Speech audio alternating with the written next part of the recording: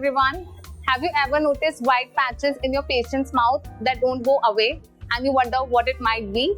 It can be leukoplakia, and today we will be discussing leukoplakia in detail. So firstly, we will understand the term leukoplakia. Leuko means white and plakia means patch. So leukoplakia is defined as a white patch or plaque that cannot be characterized clinically or pathologically as any other disease, and it is not associated with any physical or chemical agent except for the use of tobacco. So now we will discuss about the etiology of leukoplakia. Tobacco abuse is the most common etiological factor associated with leukoplakia. Apart from that, there are also many predisposing factors which can be classified as local and systemic.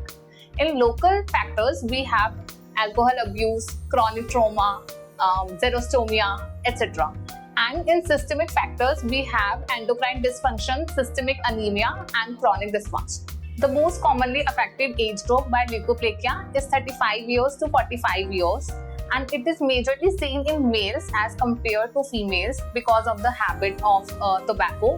Talking about the site which is affected, so the oral mucosa is the most common site for leukoplakia, in which the most involved areas are buccal mucosa and vestibular mucosa, while the floor of the mouth remains the least affected area by the same. Now we will understand each of the type of leukoplakia in detail. Firstly, we have pre-leukoplakia. As the term suggests, it is an initial stage which is of low malignant potential. It is usually seen as a white patch with indistinct borders. Next comes the homogeneous leukoplakia. Homogeneous leukoplakia is usually seen as a white or a brownish patch or plaque on the oral mucosa. It is a non-scrapable lesion with distinct borders, where the borders were indistinct in case of pre-leukoplakia. This is usually seen on the buccal mucosa, where the patient places the tobacco. So next we have varicose leukoplakia. Varicose leukoplakia, as the name suggests, it is usually present as a white patch with finger-like projections on the same. This type of leukoplakia is also a non-scrapable lesion, and it is usually present at the site which comes in contact with the tobacco. So next on the list we have speckled leukoplakia. Speckled leukoplakia is usually seen as a white patch on a erythematous red-colored base. This surface can be flat or it might contain speckles or flecks on it. This type of lesion has a high malignant potential, and it is usually found on the buccal mucosa or on the tonsillar pillars. So next we have nodular leukoplakia. Nodular leukoplakia presents itself as mixed white and red colored lesion. The lesion is non-scrapable with less distinct borders. This type of leukoplakia is also seen to have high malignant potential. Last but not the least on the list we have proliferative leukoplakia. The proliferative leukoplakia, as the name suggests, has rapid multi-site involvement of the oral mucosa, and it is usually seen as a white-colored patch with nodular or varicose projections.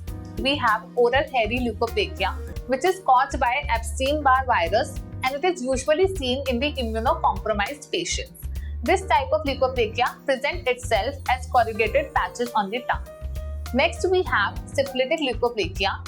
It is a rare disease and it is usually seen associated with syphilis. So let's move forward to the different investigation procedures that should be performed for the diagnosis of leukoplakia. After clinical inspection, try scraping the lesion with a piece of gauze.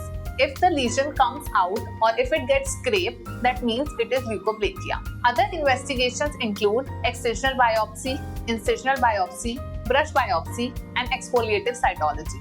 Talking about the differential diagnosis, we have lichen planus, hypoplastic candidiasis, white sponge nevus, traumatic keratosis, and leukoedema.